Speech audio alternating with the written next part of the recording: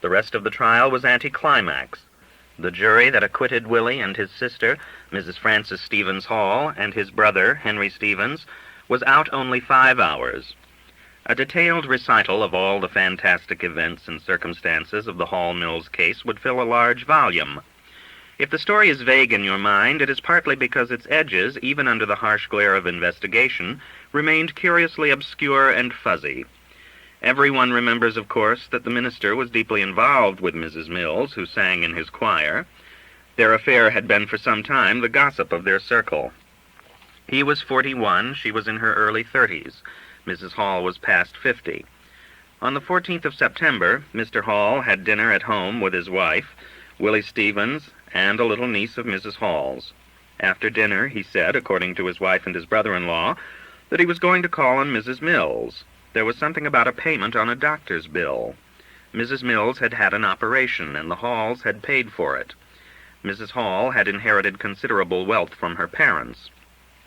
He left the house at about the same time, it came out later, that Mrs. Mills left her house, and the two were found murdered under a crabapple tree in DeRussey's Lane on the edge of town some 40 hours later.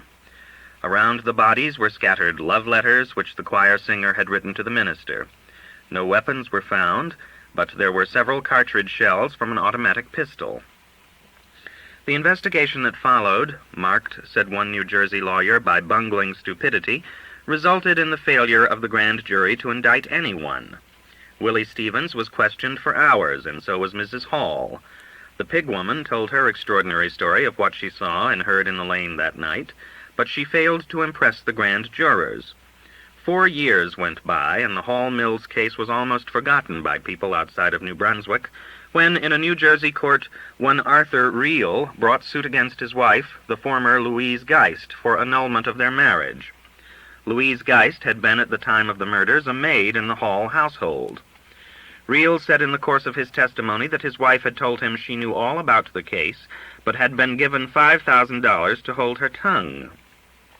This was all that Mr. Philip Payne, managing editor of the Daily Mirror, nosing around for a big scandal of some sort, needed.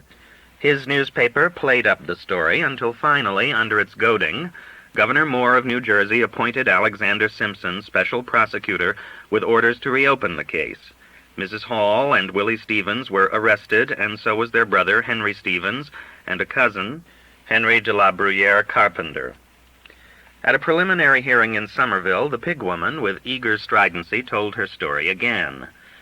At about 9 o'clock on the night of September 14th, she heard a wagon going along Hamilton Road near the farm on which she raised her pigs. Thieves had been stealing her corn, and she thought maybe they were at it again, so she saddled her mule, Jenny, soon to become the most famous quadruped in the country, and set off in a grotesque pursuit. In the glare of an automobile's headlights in DeRussey's Lane, she saw a woman with white hair who was wearing a tan coat, and a man with a heavy mustache who looked like a colored man. These figures she identified as Mrs. Hall and Willie Stevens. Tying her mule to a cedar tree, she started toward the scene on foot and heard voices raised in quarrel. Somebody said something about letters. She now saw 3 persons, later on she increased this to 4, and a flashlight held by one of them illumined the face of a man she identified first as Henry Carpenter, later as Henry Stevens, and it glittered on something in the man's hand.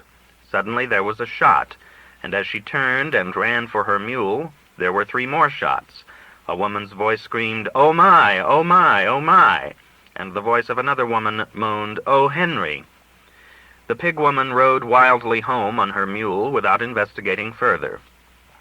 But she had lost one of her moccasins in her flight, and some 3 hours later, at 1 o'clock, she rode her mule back again to see if she could find it. This time, by the light of the moon, she saw Mrs. Hall, she said, kneeling in the lane, weeping. There was no one else there. The pig woman did not see any bodies. Mrs. Jane Gibson became, because of her remarkable story, the chief witness for the state, as Willie Stevens was to become the chief witness for the defense. If he and his sister were not in DeRussey's Lane, as the pig woman had shrilly insisted, it remained for them to tell the detailed story of their whereabouts and their actions that night after Mr. Hall left the house. The grand jury this time indicted all 4 persons implicated by the pig woman. and the trial began on November 3rd, 1926. The first persons Alexander Simpson called to the stand were surprise witnesses. They were a Mr. and Mrs. John S. Dixon, who lived in North Plainsfield, New Jersey, about 12 miles from New Brunswick. It soon became apparent that they were to form part of a net that Simpson was preparing to draw around Willie Stevens. They testified that at about 8:30 on the night of the murders, Willie had appeared at their house wearing a loose-fitting suit, a derby, a wing collar with bow tie, and across his vest a heavy gold chain, to which was attached a gold watch. He had said that his sister had let him out there from her automobile, and that he was trying to find the Parker Home for the Aged, which was at Bound Brook. He stuttered, and he told them that he was an epileptic. They directed him to a trolley car, and he went stumbling away. When Mrs. Dixon identified Willie as her visitor, she walked over to him and took his right hand and shook it vigorously, as if to wring recognition out of him. Willie stared at her, said nothing. When she returned to the stand, he grinned widely. That was one of many bizarre incidents which marked the progress of the famous murder trial. It deepened the mystery that hung about the strange figure of Willie Stevens. People could hardly wait for him to take the stand. William Carpenter Stevens had sat in court for 16 days before he was called to the witness chair on the 23rd of November, 1926. On that day, the trial of Albert B. Fall and Edward L. Doheny, defendants in the notorious Teapot Dome scandal, opened in Washington, but the nation had eyes only for a small, crowded courtroom in Somerville, New Jersey. Willie Stevens, after all these weeks, after all these years, was to speak out in public for the first time. As the New York Times said, he had been pictured as Crazy Willie, as a town character, as an oddity, as a butt for all manner of jokes. He had been compared inferentially to an animal, and the hint of an alien racial strain in his parentage had been thrown at him. Moreover, it had been prophesied that Willie would blow up on the stand, that he would be trapped into contradictions by the wily and crafty Alexander Simpson, that he would be tricked finally into blurting out his guilt. No wonder there was no sound in the courtroom except the heavy tread of Willie Stevens' feet as he walked briskly to the witness stand. Willie Stevens was an ungainly, rather lumpish man, about 5 feet 10 inches tall. Although he looked flabby, this was only because of his loose-fitting clothes and the way he wore them. Despite his 54 years, he was a man of great physical strength. He had a large head and a face that would be hard to forget. His head was covered with a thatch of thick, bushy hair, and his heavy black eyebrows seemed always to be arched, giving him an expression of perpetual surprise. This expression was strikingly accentuated by large, prominent eyes, which, seen through the thick lenses of the spectacles he always wore, seemed to bulge unnaturally. He had a heavy, drooping walrus mustache, and his complexion was dark. His glare was sudden and fierce. His smile, which came just as quickly, lighted up his whole face and gave him the wide, beaming look of an enormously pleased child. Born in Aiken, South Carolina, Willie Stevens had been brought to New Brunswick when he was 2 years old. When his wealthy parents died, a comfortable trust fund was left to Willie. The other children, Francis and Henry, had inherited their money directly. Once, when Mrs. Hall was asked if it was not true that Willie was regarded as essential to be taken care of in certain things, she replied, in certain aspects. The quality of Willie's mentality, the extent of his eccentricity, were matters the prosecution strove to establish on several occasions. Dr. Lawrence Runyon, called by the defense to testify that Willie was not an epileptic and had never stuttered, was cross-examined by Simpson. Said the doctor, "He may not be absolutely normal mentally, but he is able to take care of himself perfectly well. He is brighter than the average person, although he has never advanced as far in school learning as some others. He reads books that are above the average and makes a good many people look like fools." "A sort of genius in a way, I suppose," said Simpson, to which the doctor quietly replied, "Yes, that is just what I mean." There were all sorts of stories about Willie. One of them was that he had once started a fire in his backyard, and then, putting on a fireman's helmet, had doused it gleefully with a pail of water. It was known that for years he had spent most of every day at the firehouse of Engine Company No. 3 in Dennis Street, New Brunswick. He played cards with the firemen, ran errands for them, argued and joked with them, and was a general favorite. Sometimes he went out and bought a steak or a chicken, and it was prepared and eaten in the firehouse by the firemen and Willie. In the days when the engine company had been a volunteer organization, Willie was an honorary member and always carried in the firemen's parades a flag he had bought and presented to the firehouse, an elaborate banner costing $60 or $70.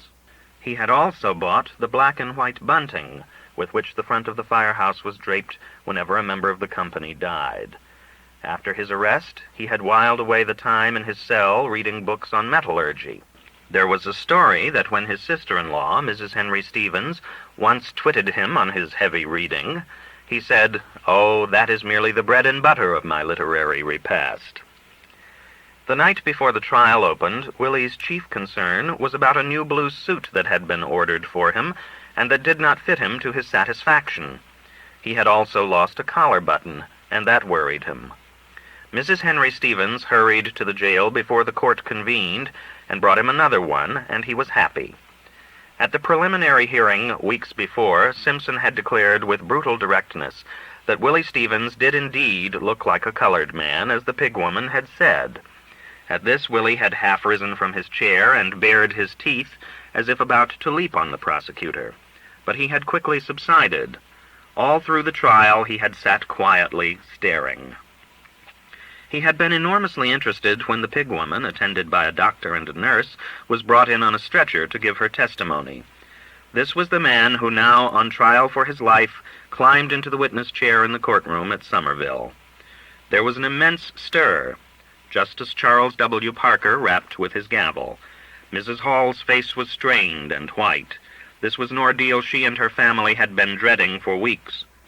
Willie's left hand gripped his chair tightly. His right hand held a yellow pencil with which he had fiddled all during the trial. He faced the room full of eyes tensely. His own lawyer, Senator Clarence E. Case, took the witness first. Willie started badly by understating his age 10 years. He said he was 44. "Isn't it 54?" asked Case. Willie gave the room his great beaming smile. "Yes," he chortled boyishly, as if amused by his slip. The spectators smiled. It didn't take Willie long to dispose of the Dixons, the couple who had sworn he stumbled into their house the night of the murder. He answered half a dozen questions on this point with strong emphasis, speaking slowly and clearly. He had never worn a derby. He had never had epilepsy. He had never stuttered. He had never had a gold watch and chain. Mr. Case held up Willie's old silver watch and chain for the jury to see. When he hauled them back, Willie, with fine nonchalance, compared his watch with the clock on the courtroom wall, gave his sister a large, reassuring smile, and turned to his questioner with respectful attention. He described with technical accuracy an old revolver of his. The murders had been done with an automatic pistol, not a revolver, but a weapon of the same caliber as Willie's. He said he used to fire off the gun on the 4th of July. Remembering these old holidays, his eyes lighted up with childish glee. From this mood, he veered suddenly into indignation and anger. "When was the last time you saw the revolver?" was what set him off. "The last time I saw it was in this courthouse," Willie almost shouted. "I think it was in October 1922, when I was taken and put through a very severe grilling by, I cannot mention every person's name, but I remember Mr. Tulin, Mr. Lamb, and Detective David, and they did everything but strike me. They cursed me frightfully." The officers had got him into an automobile by a subterfuge, he charged. "Mr. David said he simply wanted me to go out in the country to ask me a very few questions, that I would not be very long." It transpired later that on this trip Willie himself had had a question to ask Detective David. Would the detective, if they passed DeRussi's Lane, be kind enough to point it out to him? Willie had never seen the place, he told the detective, in his life. He said that Mr. David showed him where it was. When Willie got to the night of September 14th, 1922, in his testimony, his anger and indignation were gone. He was placid, attentive, and courteous. He explained quietly that he had come home for supper that night, had gone to his room afterward, and remained in the house, leaving it at 2:30 in the morning with my sister. Before he went to bed, he said, He had closed his door to confine to his own room the odor of tobacco smoke from his pipe. "Who objected to that?" asked Mr. Case. Willie gave his sudden beaming grin. "Everybody," he said, and won the first of several general laughs from the courtroom. Then he told the story of what happened at 2:30 in the morning. It is necessary for a well-rounded picture of Willie Stevens to give it here at some length. "I was awakened by my sister knocking at my door," said Willie, "and I immediately rose and went to the door, and she said, 'I want you to come down to the church, as Edward has not come home. I am very much worried,' or words to that effect. I immediately got dressed and accompanied her down to the church. I went through the front door, followed a small path that led directly to the back of the house, past the cellar door. We went directly down Redmond Street to Jones Avenue. From Jones Avenue we went to George Street. Turning into George Street, we went directly down to Commercial Avenue. There our movements were blocked by an immense big freight automobile. We had to wait there maybe half a minute until it went by, going toward New York. I am not at all sure whether we crossed right there at Commercial Avenue, or went a little further down George Street and went diagonally across to the church. Then we stopped there and looked at the church to see whether there were any lights. There were no lights burning. Then Mrs. Hall said we might as well go down and see if it could not be possible that he was at the Mills house. We went down there, down George Street, until we came to Carmen Street, turned down Carmen Street and got in front of the Mills house, and stood there 2 or 3 minutes to see if there were any lights in the Mills apartment. There were none."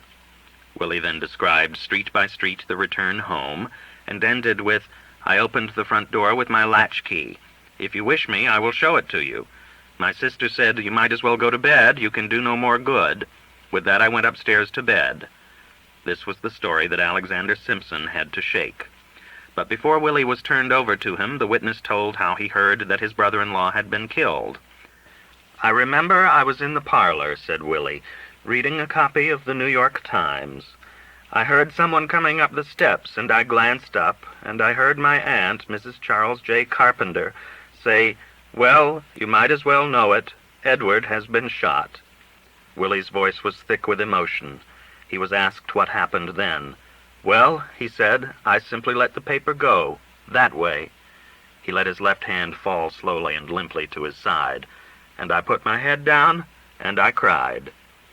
Mr. Case asked him if he was present at or had anything to do with the murder of Mr. Hall and Mrs. Mills. "Absolutely nothing at all," boomed Willie, coming out of his posture of sorrow, belligerently erect. The attorney for the defense turned, with a confident little bow, to Alexander Simpson. The special prosecutor sauntered over and stood in front of the witness. Willie took in his breath sharply.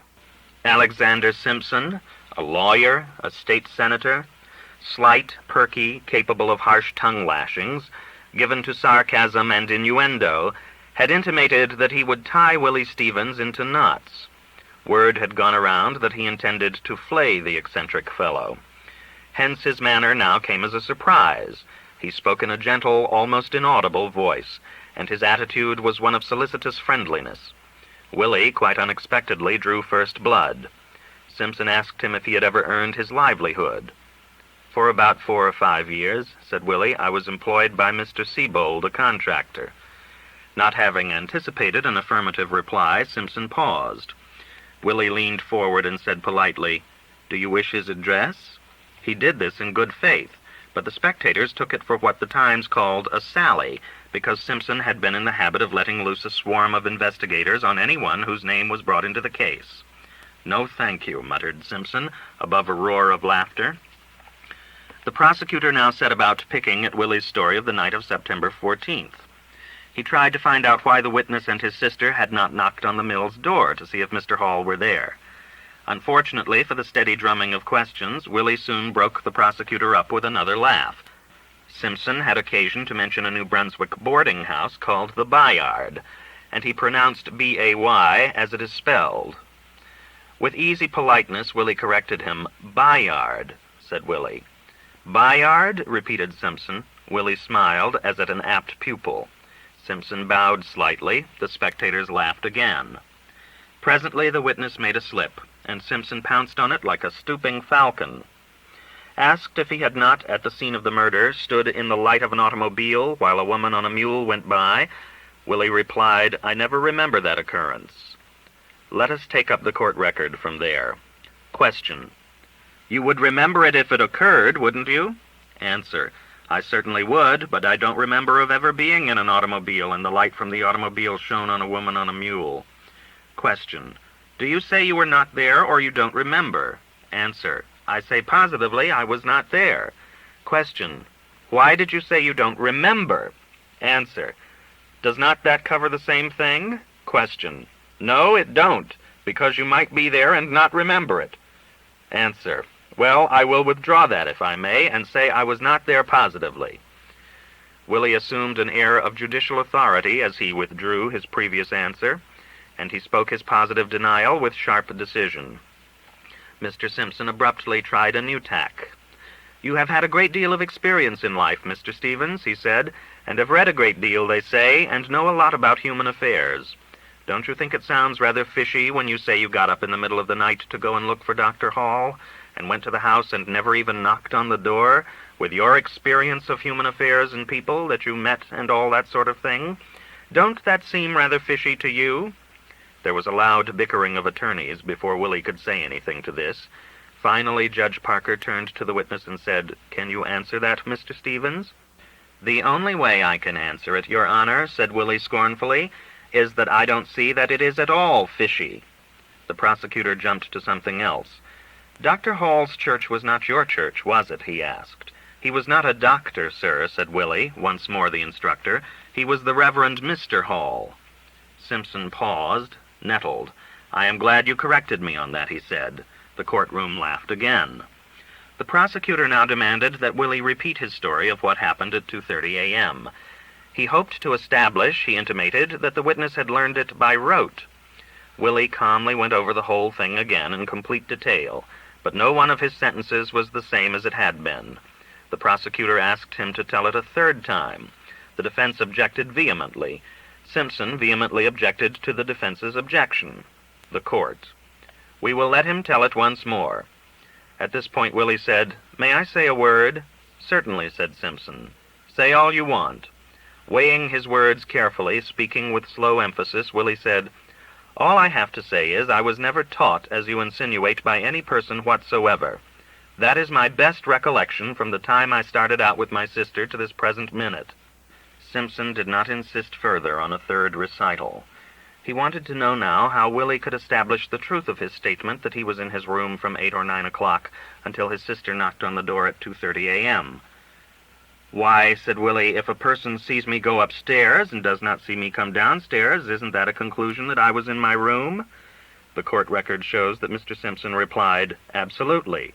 Well, said Willie expansively, that is all there was to it. Nobody but the pig woman had testified to seeing Willie after he went up to his room that night.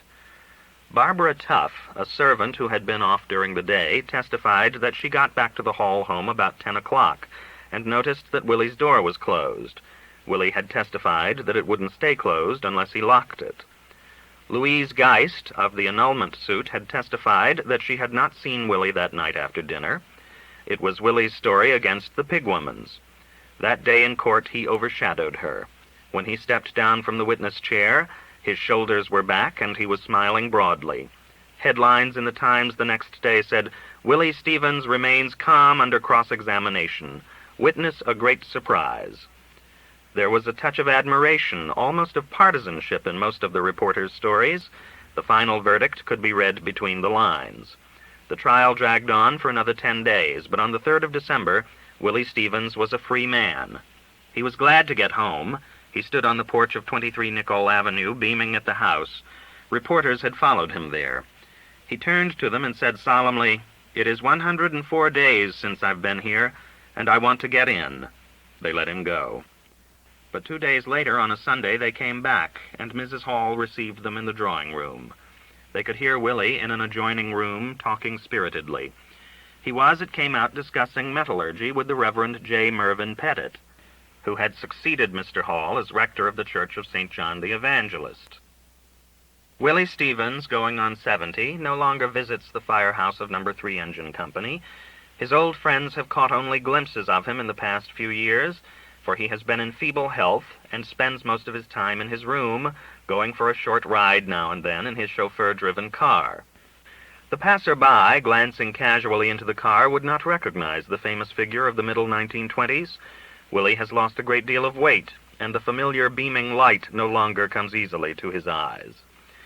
After Willie had been acquitted and sent home, he tried to pick up the old routine of life where he had left it, but people turned to stare after him in the street, and boys were forever at his heels, shouting, "Look out, Willie, Simpson is after you."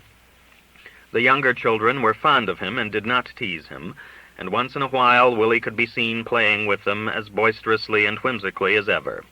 The firemen say that if he encountered a ragged child, he would find out where it lived, and then give one of his friends the money to buy new clothes for it. But Willie's adventures in the streets of the town became fewer and farther apart. Sometimes months would elapse between his visits to the firehouse. When he did show up in his old haunts, he complained of headaches, and while he was still in his 50s, he spent a month in bed with a heart ailment. After that, he stayed close to home, and the firemen rarely saw him. If you should drop by the firehouse and your interest in Willie seems friendly, they will tell you some fond stories about him. One winter, Willie took a cook's tour to Hawaii. When he came back, he told the firemen he had joined an organization which for $5 gave its subscribers a closer view of the volcanoes than the ordinary tourist could get. Willie was crazy about the volcanoes. His trip, however, was spoiled, it came out, because someone recognized and pointed him out as the famous Willie Stevens of the Hall Mills case. He had the cook's agent cancel a month's reservation at a hotel and rearrange his schedule so that he could leave on the next ship. He is infuriated by any reference to the murders or to the trial. Some years ago, a newspaper printed a paragraph about a man out west who was a perfect double for Willie Stevens. Someone in the firehouse showed it to Willie, and he tore the paper to shreds in a rage. Willie still spends a great deal of time reading heavy books on engineering, on entomology, on botany.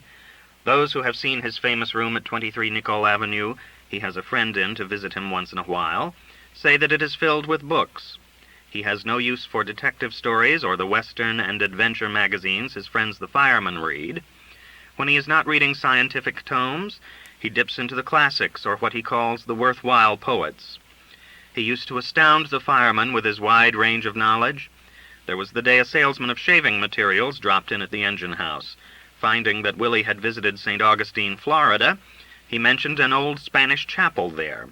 Willie described it and gave its history, replete with dates, and greatly impressed the caller. Another time, someone mentioned a certain kind of insect, which he said was found in this country. "You mean they used to be," said Willie. "That type of insect has been extinct in this country for 40 years. It turned out that it had been, too. On still another occasion, Willie fell to discussing flowers with some visitor at the firehouse, and reeled off a Latin designation, Crasinae carduaceae, or something of the sort. Then he turned, grinning, to the listening fireman. "Zinnias to you," he said.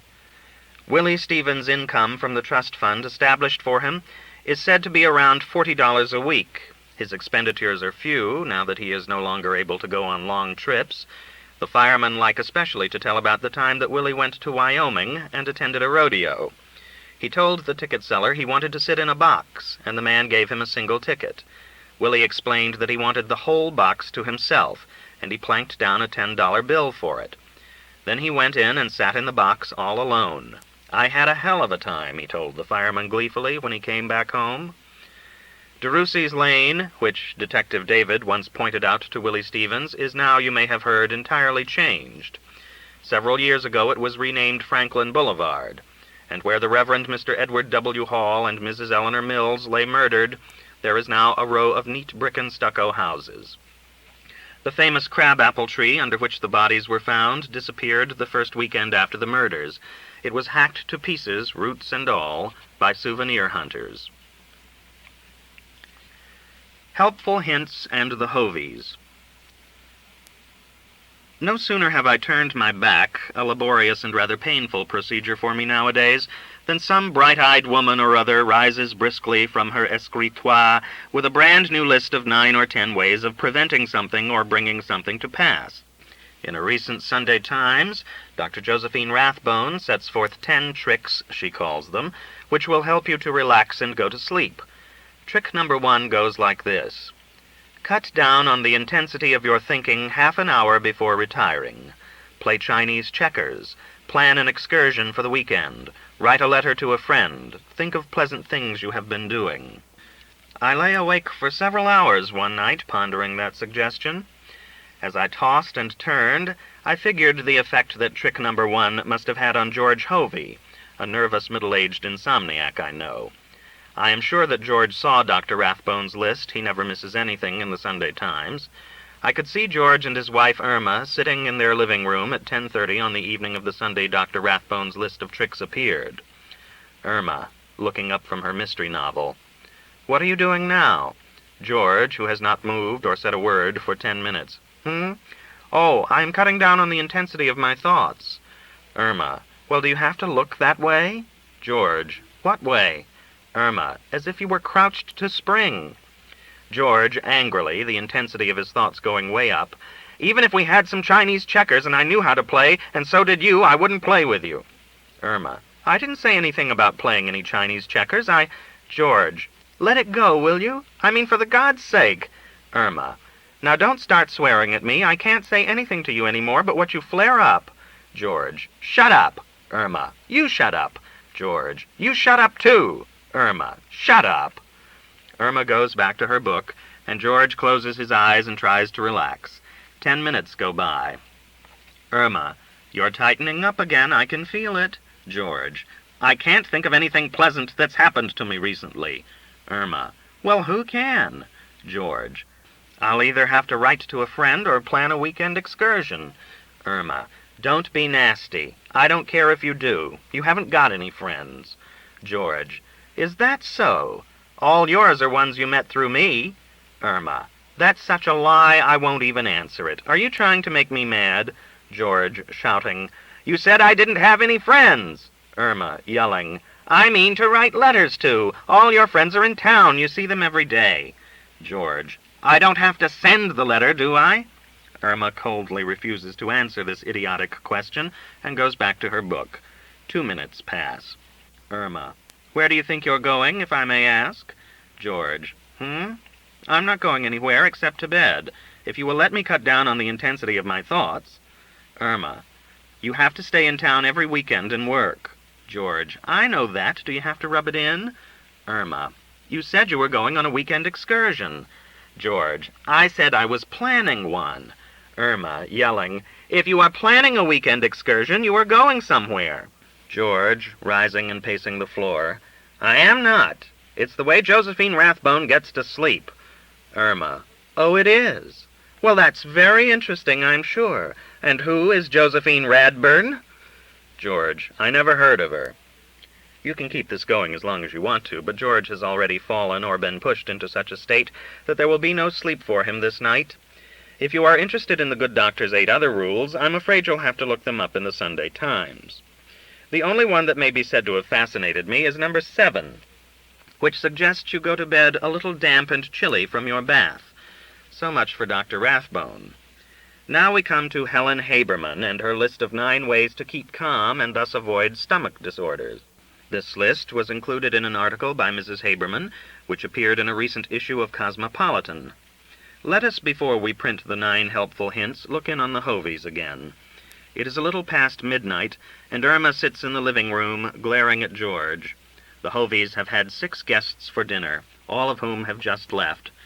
Irma, well, you certainly made a spectacle of yourself tonight. George, what did I do? Irma, what didn't you do? First you were dull, and you talked in such a low voice nobody could understand you. You just sat there like a bump on a log. Then you did everything so badly. You hacked up the roast, you slopped up the drinks, and you thought it was funny. Anyway, you tried to get people to laugh at you. George, go on. That can't be all I did. Irma, well, I should say it wasn't. You missed the point of all the stories everybody told. You acted as if you were listening with only one ear to what was being said.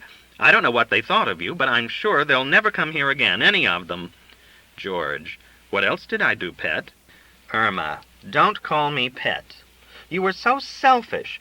You emptied your own ashtray from time to time, but you wouldn't empty old Dr. Townsend's, although it was right on the table next to you. George, I've never heard of any man acting like you did tonight. It was disgraceful. I was never so humiliated in my life. George, are you finished now? Irma, I am not. You were as disagreeable as you could be to all the girls. No, you kept saying, no matter what they asked you, and you ended up growling and grumbling. What's got into you anyway, for the God's sake? George, I got to act that way. Irma, what do you mean you got to act that way? George, I got to do it to avoid stomach disorders. Here, read this. He hands her Mrs. Haberman's list of 9 ways to avoid worry and its resulting ailments. In case you, too, were puzzled by George's behavior as described by Mrs. Hovey, here are the helpful hints for a peaceful mind and a happy stomach, which George was dutifully following out. Be a little dull. A low voice and quiet manner may make you seem dull to some people, but risk it for the sake of harmony and ease. Do things badly. There's no harm in falling short of perfection the first time you try something new. The important thing is to want to do something ardently enough to risk doing it at all. Let people laugh at you. Keep your own sense of humor active, and it won't matter whether people laugh at you or with you. Be disagreeable. Say no often. Develop your own interests and stick to them stubbornly. Cultivate laziness. If you're a natural worrier, it goes without saying that you rush and bustle. Slow down. Miss the point occasionally. Don't always strain to get the other fellow's views. Don't always try to argue back. Deliberately listen with only one ear now and then. Practice selfishness. Do your own work first. Don't let others monopolize you. Be a bump on a log. It takes plenty of stolid sitting to withstand times of national stress like these. You needn't apologize for inaction. Growl and grumble. Don't keep your feelings bottled up. There's nothing like a good, healthy mad to relieve strained feelings. Mrs. Haberman, in her article, gives several case histories. The one that interests me most is as follows. Case B. An attractive young married woman has stomach attack every day. Does it occur at any particular hour, the doctor asks. Yes, every night at dinner. It develops that her mother-in-law, who lives with them, eats lunch in her room, but joins the family for dinner. Tell your husband to have his mother eat upstairs, the doctor advises. She makes the suggestion tactfully, the change is arranged, and her stomach doesn't bother her again. Let's see how the good doctor's advice would work out in actual practice. I take you again to the home of George Hovey, whose mother has been living with him and Irma for some months now. It is 5 p.m., and the Hoveys are alone in their living room, old Mrs. Hovey not having returned from a trip to the 6th Avenue shooting galleries. Irma. Sometimes I think your mother has the pleasantest room in the house. It would make a very cheerful dining room. George. Irma. I often go in there to eat when I'm here alone. I think a person eats more in a cheerful room like that. George. What are you talking about, Irma? Irma. I was just thinking that your mother would be happier if she ate dinner in her room. George. She eats her lunch there now, and I can't see that that makes her very happy. What does she eat her lunch in there for, anyway? Irma. Oh, she really loves eating in there, George. George. And you say you'd rather eat there than in any room in the house? Well, eat your lunch in there with Mama if you want to. I don't care. Irma, clutching at her stomach. You don't see what I mean, George. It's for your mother's sake, really. She eats so little at dinner that it gives me stomach trouble. Then that worries her. George. I don't see how it could. Mama was telling me the other day that you have stomach trouble because you stuff yourself. Irma. Indeed. George. How could her eating so little affect your stomach, for the God's sake? Irma, yelling. Everything she does affects my stomach. I can't bear the sight of her sitting there. She eats as if she were chewing dice. George. Is that so? At least she is a lady and she went to school, which is more than you can say about your mother. And so it goes. Each time I try to write a scene in which Irma tactfully gets George to make Mama eat dinner in her room, the Hoveys end up screaming and blaspheming. Perhaps one of you ladies will sit down and write out a list of 9 or 10 ways of persuading a husband to keep his mother out of the dining room. It's too much for me. Memorial. She came all the way from Illinois by train in a big wooden crate 13 years ago, a frightened black poodle, not yet a year old. She felt terrible in body and worse in mind. These contraptions that men put on wheels, in contravention of that law of nature which holds that the feet must come in contact with the ground in traveling, dismayed her. She was never able to ride 1,000 yards in an automobile without getting sick at her stomach, but she was always apologetic about this frailty, never, as she might well have been, reproachful. She tried patiently at all times to understand man's way of life, the rolling of his wheels, the raising of his voice, the ringing of his bells, his way of searching out with lights the dark protecting corners of the night, his habit of building his beds inside walls, high above the nurturing earth. She refused with all courtesy to accept his silly notion that it is better to bear puppies in a place made of machined wood and clean blue cloth than in the dark and warm dirt beneath the oak flooring of the barn. The poodle was hand in glove with natural phenomena. She raised 2 litters of puppies, 11 each time, taking them in her stride the way she took the lightning and the snow. One of these litters, which arrived ahead of schedule, was discovered under the barn floor by a little girl of 4. The child gaily displayed on her right forearm the almost invisible and entirely painless marks of teeth which had gently induced her to put down the live black toys she had found and wanted to play with. The poodle had no vices that I can think of, unless you could count her incurable appetite for the tender tips of the young asparagus in the garden, and for the black raspberries when they ripened on the bushes in the orchard. Sometimes, as punishment for her depredations, she walked into bees' nests or got her long, shaggy ears tangled in fence wire. She never snarled about the penalties of existence or whimpered about the trials and grotesqueries of life with man. She accepted gracefully the indignities of the clipping machine, which in her maiden days periodically made a clown of her for the dog shows, in accordance with the stupid and unimaginative notion inherited from the drunken Romans that this most sensitive and dignified of animals is at heart a fool. The poodle, which can look as husky as a Briere when left shaggy, is an outdoors dog and can hold its own in the field with the best of the retrievers, including the Labrador. The poodle won a great many ribbons in her bench days, and once went best of breed at Madison Square Garden, but she would have traded all her medals for a dish of asparagus.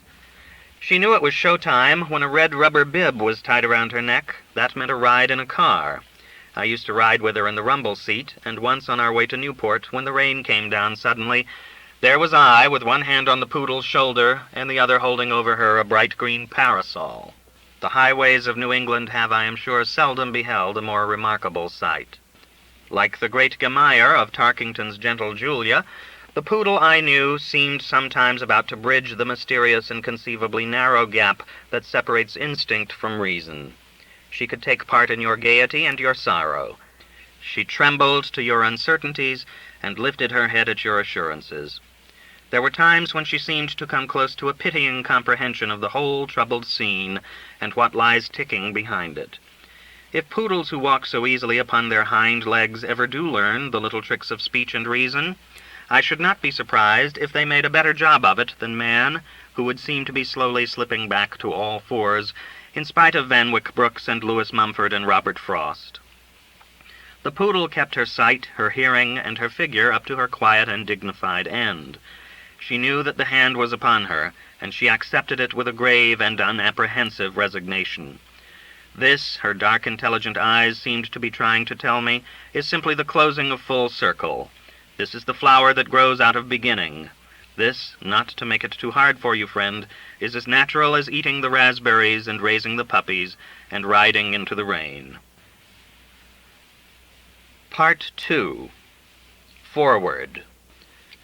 The stories that follow were written in Europe, most of them in France, in 1937 and 1938. So far away, so long ago. Since France, whenever I was there, made my heart a lighted place, these small random essays are neither searching nor troubled. Everyone in those ending years of an epoch must have had some sense of the dreadful shadow ahead. There were so many signs and intimations. I left the examination and report of all this to those better equipped for such a task, and set out to drive the long, straight, quiet roads of France, and to walk the old familiar streets of favorite towns. These are merely pieces of the color and pattern of the surface, which is to me the loveliest in the world. Anything written about France out of lightness of heart must seem now a little melancholy and incongruous. My hope in reprinting these stories is that they may start up some bright, cherished memory of the France which so many of us will always love, the France which we know will rise again. You know how the French are. It is touch and go, il s'en faut de bien peu, which is harder for an American in Europe to understand. The report of a cricket match in the Daily Mail, or an account anywhere of what is going on in French political circles. On my 2 previous visits to France, I never came close to understanding what was going on in French political circles. Cricket I gave up long ago. So this time, before I sailed, I decided to buy some helpful books on the subject to read on the voyage over. I got Alexander Worth's Which Way France, in spite of a title that sounded as if Mr. Worth wasn't very sure of what was going on himself, Mr. Gunther's Inside Europe, which has several chapters on France, and a book on government by Monsieur Léon Blum, written in French. This last, since I couldn't get anything out of it, I gave to a French steward on the Ile-de-France, who turned out to be a royalist, and after that would not answer the bell when I rang for him. Everybody in Paris, from messenger boys on up and down, is very politically minded and knows lots more than you and I do, or at any rate can talk much faster. I noticed the other day in the Parc Monceau, that loveliest of all green places, a small boy and girl playing Gaston Calmette and Mademoiselle Caillot, the principal figures in the notorious French political shooting of almost 25 years ago.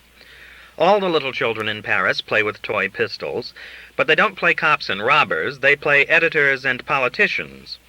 Now and again a frowning tot of 5 or 6 will toddle to a wall, and with a piece of chalk mark on it, Vive Marais, or Le Soviet Partout, or À bas les 2 ans, or some other slogan of a timely political nature. It is somehow grimmer than the childish gangster hunts in our own parks and corner lots. It is essential to know the names of a few French politicians when you are in France, if only to hold your own in the repartee and invective of the street. For example, if you refuse money to a French beggar, he is sure to shout after you that you are undoubtedly a member of whatever political party he suspects is trying to deliver France into the hands of her enemies. All the political parties are trying to do that, I find, in reading the various Paris papers. In such a case, all you have to do is shout back at your heckler the names of whatever politicians spring to mind. Laval, Daladier, Flandin, Charon. Since all French party leaders are unpopular, even with their own followers, the names of any of them will serve very handily as epithets, and are much stronger than pig, dog, cow, kind of sausage, name of a name, etc. If you are able to bandy the nicknames of the various politicians, so much the better. These nicknames form an important phase of public life in the French Republic, and deserve a paragraph of their own.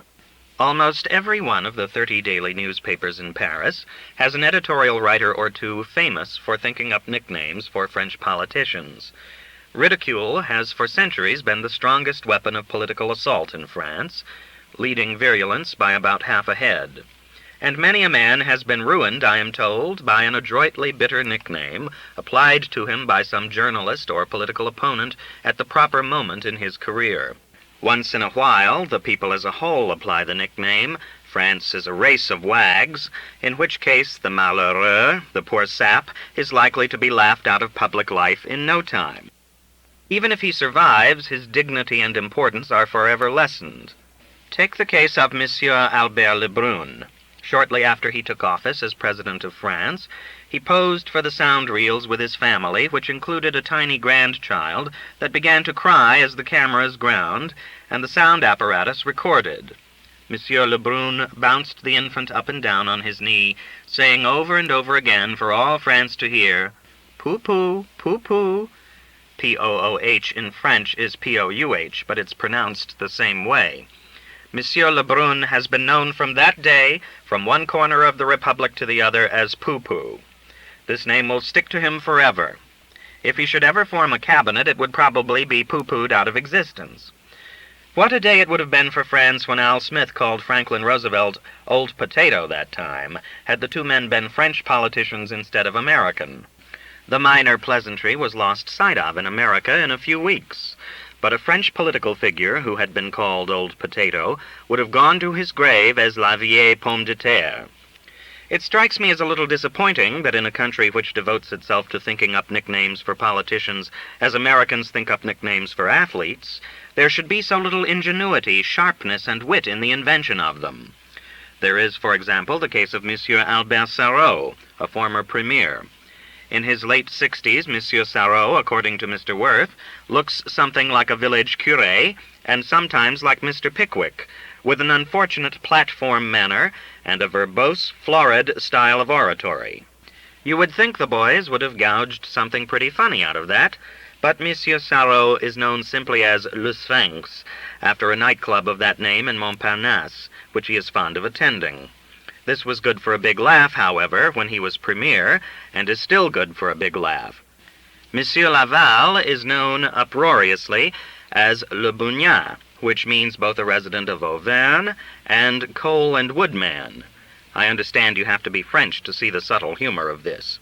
Camille Chautemps was long ago damned with the name Le Ténébreux, which means the shadowy one. André Tadieu suffers frightfully under all the dire implications of the shark, and some genius of the boulevards or the couloir thought of calling Monsieur Flandin, who is 6 feet 4 inches tall, Le Gratte-Ciel, the skyscraper. At a meeting he addressed one time, Colonel de la Roche, the Croix de Feu leader, referred to the portly Monsieur Herriot as the fat one and brought down the house, and so it goes, one laugh after another. This brings us to the actual workings of the French government, to what goes on in the Chamber of Deputies.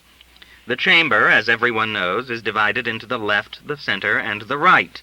If you think that you are now about to grasp the nature and composition of the famous French legislative body, you are crazy.